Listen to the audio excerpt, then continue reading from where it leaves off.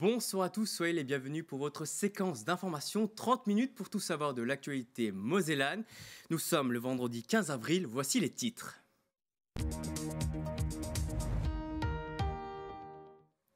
Chocolat blanc, noir ou praliné, c'est la gourmandise de ce week-end pascal. Avec la polémique autour des chocolats Kinder Ferrero, les ventes dans les boutiques artisanales marchent du tonnerre à J-2, état des lieux à Metz.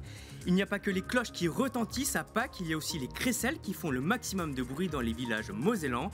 Retour sur cette tradition à Trois-Maisons, près de Phalsbourg.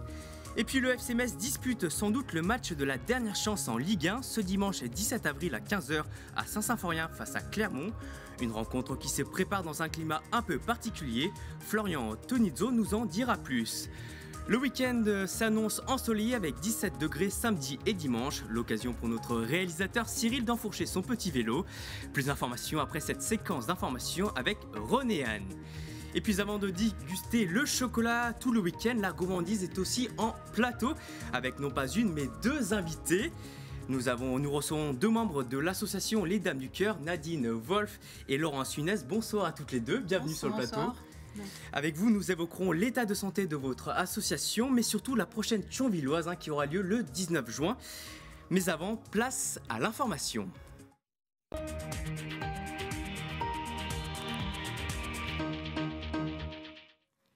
C'est l'un des week-ends les plus attendus par la profession. Comme chaque mois d'avril, les chocolatiers tentent de se renouveler et s'attellent à la création de nouveautés afin de ravir les petits comme les grands.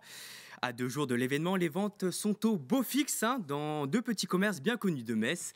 La chanceuse Anne-Sophie Grosse est partie faire le plein de chocolat. On découvre ça tout de suite. Cette année encore, il sera la star incontournable des fêtes de Pâques. Le chocolat se décline sous toutes les formes et toutes les saveurs. Dans cette boutique haut de gamme à Metz, on mise surtout sur une multitude de personnages, des plus traditionnels aux plus originaux. Donc ça plaît beaucoup aux enfants.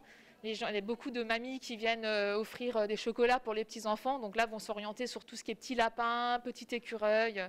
Voilà. Il y a des gens aussi également qui recherchent nos fritures. Parce que nous, c'est le praliné, notre spécialité de la maison. Donc c'est vraiment le produit emblématique. On fait en sorte toujours d'avoir une vitrine bien garnie, qui donne envie aux clients. Autre boutique, même affluence, les clients se ruent sur les coffrets aux couleurs printanières. Cette gérante de magasin a même dû relancer sa production après avoir été dévalisée par les clients. J'ai refabriqué des chocolats, des œufs de Pâques toute la journée.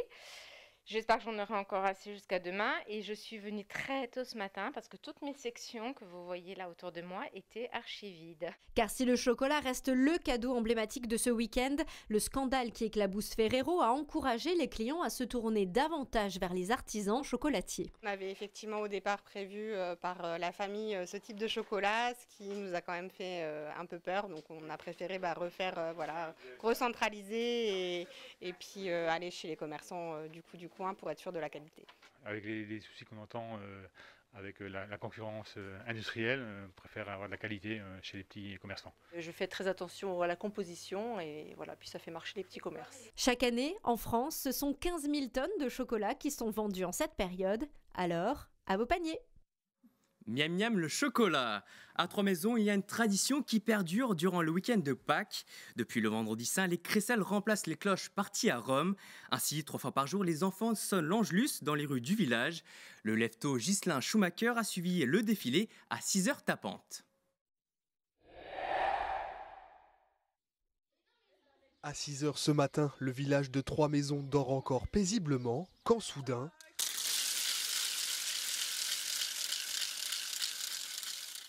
Cet enfant de chœur du village et leurs accompagnateurs vont réveiller les habitants. C'est la première fois qu'Hugo, 10 ans, prend part à cet orchestre très matinal. Imagine que les cloches sont parties et on tourne les crécelles et on parle hyper fort, que j'aime bien, parce que ça fait du bruit. Les crécelleurs se séparent ensuite pour sillonner le village. Jusqu'à demain, ils feront le même circuit également à midi et à 19h pour remplacer l'Angélus joué par les cloches. Angélus du matin.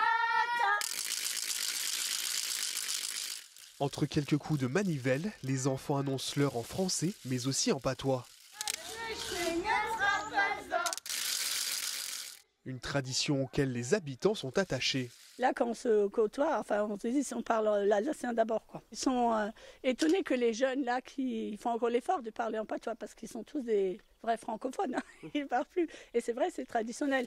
Au-delà d'utiliser la langue locale, les enfants jouent avec des instruments qui ont été fabriqués directement à Trois-Maisons. Un peu plus loin, un habitant vient à leur rencontre pour un petit retour en enfance. C'est quand même intéressant qu'il y en a encore des gens qui s'intéressent pour des crécelleurs. À Trois-Maisons, la tradition, ça ne se perd pas. Après 1 heure de marche, les enfants se rejoignent pour passer dans une dernière rue. Pour Marie, créceller dans son village représente bien les valeurs de Pâques, comme le partage et le don de soi. Ça me permet de me donner à fond dans quelque chose qui peut peut-être servir aux autres et je trouve ça bien. C'est un moment important et c'est quelque chose que je partage avec d'autres amis. Samedi après-midi, comme le veut la coutume, les crécelleurs sonneront à toutes les portes du village avec pour objectif de récolter un maximum de chocolat. Depuis 1998, le train du Vendredi Saint circule entre Dillingen en Sarre et Bouzonville à l'occasion de la grande braderie fréquentée par plus de 15 000 visiteurs, dont 8 000 curieux venus d'Allemagne. Et Mafakessi nous emmène sur les rails de cette tradition, pas comme les autres. La braderie du Vendredi Saint à Bouzonville est une tradition dont l'origine remonte au Moyen-Âge. Au XVe siècle, les Bouzonvillois célèbrent le retour de la relique de la croix dans la commune à travers un pèlerinage. L'événement traverse les siècles et se métamorphose en braderie. Résultat, aujourd'hui, plus de 400 marchands envahissent les rues du centre-ville. C'est la première fois que j'expose. J'en avais entendu parler plusieurs fois parce qu'elle est quand même très connue. Ça doit être la 20e année, sauf pendant 2 ans avec le Covid, pas moyen. Hein, mais autrement, je retrouve quand même mes anciens clients qui ne m'ont pas trouvé pendant 2 ans, mais qui reviennent déjà tout à l'heure. J'en ai resservi quelques-uns qui attendaient que j'arrive.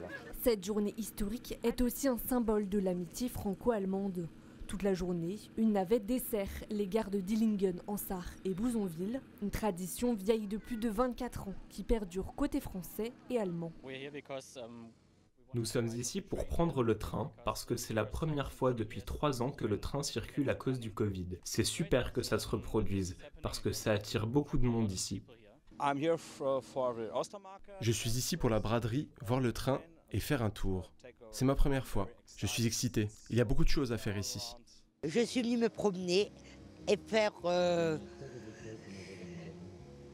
des petits achats si on tombe sur des bonnes occasions. En circulant sur ces rails une fois par an, le train anime exceptionnellement la gare de Bouzonville, fermée depuis 2016. Alors la commune compte sur cet événement pour conforter l'avenir de la structure. Aujourd'hui, ce train est aussi symbolique de ce que nous voulons, c'est-à-dire réouvrir cette ligne aux voyageurs en passant de Bouzonville jusqu'à Thionville, en allant jusqu'au Luxembourg, afin de dynamiser tout cet arc de cercle transfrontalier qui aujourd'hui bénéficie d'une attractivité renouvelée du fait de nombreux emplois au Luxembourg. Cet événement transfrontalier attire chaque année plus de 15 000 visiteurs.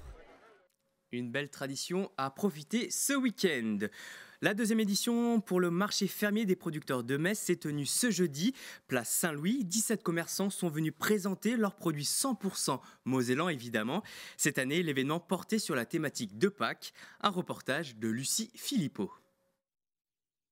Impossible de le louper, le marché fermier des producteurs de Metz était de retour cette année. Il vise à faciliter la vente directe entre les producteurs et les consommateurs, dont la demande est croissante en Moselle. Mais l'objectif de leur venue était double hier, place Saint-Louis. On vient surtout déjà pour se faire connaître. On n'a pas toujours l'occasion de venir à Metz en plein centre-ville. Donc c'est une façon de se faire connaître. Et puis par la même occasion, d'essayer de vendre ses produits aussi. Le thème de cette nouvelle édition n'était autre que Pâques. Le marché était décoré de circonstances pour habiller les étalages des 17 producteurs labellisés qualité Moselle. Au programme, vente de produits bien évidemment, mais aussi des jeux et ateliers pour tenter de ne pas repartir les mains vides. Le marché dure de 16h à 20h. Donc toutes les heures on organise un tirage au sort pour faire gagner des paniers garnis, garnis des différents produits de nos producteurs locaux. Il y a beaucoup de participants, il y a beaucoup de monde, on s'y attendait pas forcément, mais c'est vrai qu'avec au final le temps, la bonne musique qu'on a eue tout à l'heure et les bons produits du terroir, donc il y a beaucoup de monde. Pain, fruits et légumes, fromage ou viande, les visiteurs ont pu faire leurs emplettes en passant directement par le producteur. Et visiblement, ce marché n'a pas attiré que des Mosellans. Pour aujourd'hui, il y a beaucoup de Messins et on a un peu de touristes aussi. Il y a déjà le week-end qui a commencé pour certains et on avait des gens de Nice, des gens d'Allemagne. Voilà. C'est assez touristique. La première édition avait réuni 13 commerçants. Cette année, 4 autres s'ajoutent à la liste. La plupart d'entre eux étaient déjà là l'année dernière pour servir les visiteurs. Les gens étaient très satisfaits et puis, de nos produits et donc on est revenu et ils sont encore une fois satisfaits. Ensemble, les producteurs proposaient un vaste choix de produits locaux et certains ont trouvé leur bonheur. À la base, on venait boire un coup, puis on a vu le marché, on s'est dit qu'on allait découvrir un peu les produits locaux. Et alors, vous avez acheté quoi? Du saucisson. Des belles choses. Ouais. Non, du saucisson, de la saucisse de viande et du chorizo. Donc très. Et bien évidemment la bière qui vient d'ici aussi. Pour faciliter l'accès aux produits locaux, le marché fermier des producteurs devrait être reconduit en juin prochain. On sait profiter en Moselle. Passons maintenant au sport. Metz Handball continue son marathon ce week-end. Après leur qualification en finale de la Coupe de France, les Dragons visent une 22e victoire en 22 journées de championnat ce samedi 16 avril à partir de 19h50. Une rencontre à suivre évidemment sur Moselle TV avec le duo Arnaud Demerlet et Clément Alcacer aux commentaires. Et pour tout savoir de l'actualité des Dragons, rendez-vous ce soir à 19h sur Moselle TV dans Dragon Mag. Sarah Bouktit-La Pivot et l'invité. Les cloches de l'espoir vont-elles retentir dimanche après-midi pour le FC Metz? L'équipe de Frédéric Antonetti, lanterne rouge de la Ligue 1, abat l'une de ses dernières cartes dans la course au maintien avec la réception de Clermont à Saint-Symphorien. Premier relégable, le club auvergnat n'est qu'à 5 longueurs du club messin. Quels sont les absents côté FC Metz? On retrouve Florian Tonizzo depuis le centre d'entraînement de Frascati où l'ambiance était plutôt bonne. Il y avait effectivement de la bonne humeur ce matin du côté de Frascati. Je pense que le soleil est pour beaucoup, vous le voyez derrière moi. Il faisait un temps absolument magnifique sur le centre d'entraînement du FC Metz.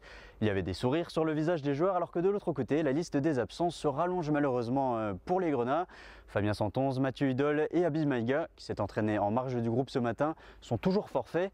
Thomas Delaine, qui s'est également entraîné à part, sera lui bel et bien disponible ce dimanche, tout comme Kevin Endoram, qui n'était pas présent ce matin. Le contexte est un petit peu tendu en coulisses. On se souvient des déclarations de Kiki Kouyaté en Gironde après la défaite face à Bordeaux. On a également pu retrouver un article du Républicain Lorrain cette semaine dans la presse qui faisait état de tensions au sein du club.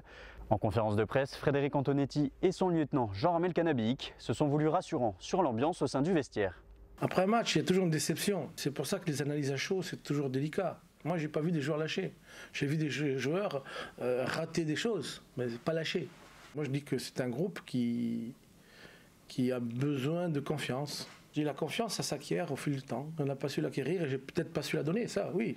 Ça, je veux bien l'admettre, hein, voilà. Je vois pas du tout, quand je vois les entraînements et même les matchs, je vois pas des joueurs qui ont abdiqué. Je vois personne avoir abdiqué. Et comme j'ai dit, on va se battre jusqu'au bout. Face à Metz, Clermont est clairement sur une mauvaise dynamique avec une série de 5 défaites consécutives. Au classement, et c'est peut-être une chance, les Messins ne sont pas décrochés puisqu'ils comptent 23 points en 31 journées, soit 4 unités de moins que Saint-Etienne, 18e et barragiste. Pour Frédéric Antonetti, comme pour l'ensemble du club grenat, c'est peut-être le match de la dernière chance. J'ai pas su mettre 3 équipes à la 31e journée derrière moi. Et je pense que j'avais les moyens de le faire. Il y a encore une chance. Elle est petite la chance, hein, parce que voilà, normalement, à ce stade-là, avec autant de points, vous êtes condamné. Là, cette année, on a la chance d'avoir encore une chance. C'est d'abord les joueurs, nous, qui devons prendre conscience que la situation est grave et qu'on se doit de tout faire pour laisser ce club à la place qui est la sienne. Vous l'aurez compris, Metz n'est pas décroché au classement mais n'a plus forcément son destin entre les mains. Pour autant, une victoire face à Clermont ce dimanche à la maison permettrait à tout le peuple grenat de continuer à garder espoir, ou au moins en tout cas à tous ceux qui croient encore à un maintien possible cette saison en Ligue 1. Merci Florian pour toutes ces informations. Et si vous ne voulez pas vous rendre dimanche à Saint-Symphorien, la rédaction de Moselle TV vous a préparé quelques idées de sortie pour ce week-end pascal. On découvre ça tout de suite. Un week-end de Pâques de 4 jours, 20 degrés et le grand ciel bleu, qu'est-ce que c'est royal! Pour en profiter pleinement, je vous ai sélectionné des événements à ne surtout pas manquer. Bienvenue dans le monde de Jurassic Park, je crois que vous avez le jeu de mots. Le musée archéologique du pays de Thionvillois, installé dans la tour aux puces, propose à tous les vaillants aventuriers petits et grands une chasse aux œufs de dinosaures samedi 16 avril de 13h30 à 18h. Les chasseurs devront dénicher tous les œufs prêts à éclore avant que les tyrannosaures ou les vélociraptors ne viennent détruire la tour aux puces. Allez, go go go! À Forbach, une vente d'œufs de Pâques est organisée par le Lions Club, dont les profits seront intégralement reversés à l'association des chiens guides de l'Est. Plus de 3000 œufs seront vendus 2 € l'unité ce samedi au Cora du Carrefour de l'Europe. Pour s'aérer l'esprit, enfourchez votre VTT et direction Saint-Avold. Une sortie de 35 à 40 km est organisée par le Cyclo-Club. Départ donné samedi à 14h au centre aéré d'Oderfang. Et pour les amoureux du jardin, j'ai le rendez-vous qu'il vous faut, le marché aux plantes et aux pots à Sarreguemines. Des ateliers de peinture sur peau en terre cuite, de semis ou encore de démonstrations de greffe vous seront proposés. Pour en profiter, rendez-vous tout ce week-end de 10h à 18h au moulin de la Bliss. Voilà pour les quelques idées de sortie. Faites attention avec cette chaleur, le chocolat peut fondre. Allez, amusez-vous bien et à la semaine prochaine. Allez, c'est l'heure de passer à nos invités du soir.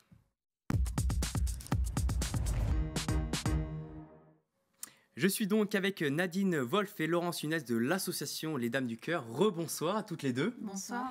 Alors avant d'évoquer avec vous la 10e édition de la Thionvilloise qui aura lieu le 19 juin prochain, Nadine, pouvez-vous nous présenter votre association qui souffle ses 10 bougies et qui soutient les malades du cancer depuis 2012 ? Oui, tout à fait. Cette association a été créée, comme vous l'avez dit, il y a 10 ans et propose d'année en année davantage d'activités physiques adaptées et de bien-être pour les personnes suivies en oncologie sur les territoires nord-mosellan. Et depuis 2012, votre association a pas mal évolué. Vous soutenez désormais tous les malades du cancer. Est-ce que vous pouvez nous en dire un petit peu plus sur votre pratique et votre aide que vous apportez à toutes ces personnes ? En fait, nous proposons des activités physiques adaptées et de bien-être sur différentes villes. Et aussi, nous soutenons les hôpitaux du secteur, le CHR notamment, et puis aussi l'Institut de cancérologie de Lorraine, l'hôpital Claude Bernard, et puis des propositions qui nous sont faites. Laurence, la Thionvilloise revient après 2 ans de sommeil, on peut le dire, malgré quelques courses virtuelles, mais retrouver le terrain, retrouver l'approche avec les coureurs, le public, ça doit être fort pour vous. Oui, c'est extrêmement fort. C'est vrai que c'est beaucoup de préparation, mais quand on est sur la journée de la Thionvilloise, c'est extrêmement fort et ça, c'est vraiment... Ça nous porte toute l'année, en fait, clairement. Ouais, ça vous pousse à préparer chaque édition et vous vivez toujours un beau moment. Oui. Les inscriptions ont commencé depuis le 27 mars et sont ouvertes jusqu'au 5 juin. Oui. L'objectif est donc d'atteindre 5000 places, si je ne me trompe pas. C'est ça. Où est-ce que vous en êtes dans ces inscriptions ? Alors, pour l'instant, ça démarre toujours assez lentement. On pense toujours avoir le temps de s'inscrire, tout va bien, on a autre chose à faire. Et puis, généralement, c'est en shortlist que tout le monde s'inscrit. Donc là, pour l'instant, on est peut-être à 1000 inscriptions. Donc, il va falloir penser aux agendas réservés. C'est vrai que cette inscription va permettre de soutenir toutes les activités qu'on propose et toutes les actions qu'on va pouvoir faire. Et du coup, on a un nombre limité de t-shirts, donc les premières inscrites et les premiers inscrits seront les premiers servis. Voilà, et en plus, de soutenir une belle cause, il y a plusieurs possibilités. Donc il y a une marche entre 2 et 7 km et une course entre 5 et 10 km. Donc vous proposez des parcours différents pour essayer de toucher le maximum de personnes. Oui, c'est une course qui est non chronométrée, donc c'est vraiment pour se faire plaisir. Voilà, pour se faire plaisir. C'est vraiment l'idée de la journée, de toute façon, se faire plaisir, se retrouver, échanger, se connaître. Et oui, donc un parcours marcheuse qui sera aussi en bord de Moselle, parce que ça nous est toujours réclamé. Un parcours coureuse qui sera aussi en bord de Moselle, chacun de son côté. Des surprises pendant ces parcours et une très belle surprise aussi. On espère que ça va faire plaisir à tout le monde, donc à découvrir le 19 juin. Et surtout, il faut s'inscrire pour en profiter. Nadine, est-ce qu'on retrouvera par exemple le challenge grand-mère, mère-fille, parce qu'on sait qu'on aime bien venir en famille et puis pratiquer entre mère et fille ou différentes personnes de la famille? Grand-mère, peut-être arrière-grand-mère aussi. Parce et que... petits-enfants aussi. Et peut-être arrière-grand-père aussi. Voilà, nous on espère beaucoup de monde. On dit toujours de la poussette au déambulateur. Oui. Et voilà, après chacun Oui. fait en fonction de ses capacités du moment. Et vous voulez vraiment que ça soit une belle fête avec le maximum de monde et avec tous les Mosellans. C'est ça vraiment l'ADN de la Thionvilloise. Oui, c'est vraiment s'investir, aider, venir, montrer qu'on est là, qu'on est aux côtés des gens qui sont atteints par cette maladie. Et on le sait, en Moselle, il y a de nombreuses courses qui sont proposées durant toute l'année. On pense évidemment à la Messine, à la Florangeoise. Il y a aussi le Roll and Rose de Marie-Hélène Comazetto. Proposer une course pour lutte qui vient en aide aux personnes qui sont touchées par un cancer, ça semble être une bonne formule. Ça touche pas mal de gens quand même, je pense, Nadine. Oui, et puis à revoir ces images, ça fait vraiment plaisir. Surtout qu'il y a eu 2 années sans. Donc nous sommes à la fois impatientes, un petit peu de stress, mais positif. Et on sait que chaque année, il fait beau ce jour-là. Donc voilà. Et le symbole aussi de faire une action qui soit vraiment dans le physique, c'est-à-dire marcher ou courir, c'est en plus vraiment le message qu'on veut porter, à savoir l'activité physique. C'est bon, c'est vraiment bon pour se remettre de toutes les affres qu'on a pu subir, quoi. Et oui, on le sait qu'une activité sportive, ça aide souvent les malades à se reconstruire, à la fois physiquement aussi retrouver une vie sociale. C'est ça aussi qui est important d'être promu durant la course. Oui, il y a beaucoup de liens qui se créent durant ces activités que certaines n'auraient jamais imaginé pratiquer. Et c'est des liens qui perdurent. Et bien sûr, il y a les bénéfices physiques aussi, psychologiques. Et ça nous motive encore davantage à pouvoir continuer ces activités. Les dons, c'est quelque chose d'important avec cette Thionvilloise. Quels sont les objectifs et à quoi vont servir ces dons, Laurence ? Alors, l'intégralité de ce qui nous sera versé pour la Thionvilloise est obligatoirement, c'est quelque chose pour lequel on compte beaucoup, reversé dans les actions qu'on fait, donc tout ce qui va être activité physique, activité de confort, aide, etc. Donc, c'est vraiment 100%. Et en plus de ce que nous ramènent les gens qui font des dons, qui viennent à la Thionvilloise et qui s'inscrivent, on a aussi des dons, on a aussi des partenaires, on a aussi des subventions, etc. Donc voilà, tout ça pour permettre d'aider au maximum tout au long de l'année toutes les personnes qui viennent à nous. Et il y a aussi un objectif avec cette course, la Thionvilloise, c'est aussi mettre en avant le patrimoine de la ville et le patrimoine mosellan, Nadine. Oui, parce que en plus, il y aura un nouveau parcours probablement. Et puis, ça permet en même temps, nous, de proposer la veille une journée bien-être et le jour même quelques activités annexes. Et puis, tous les participants pourront aussi admirer notre Dragon Boat et d'autres activités.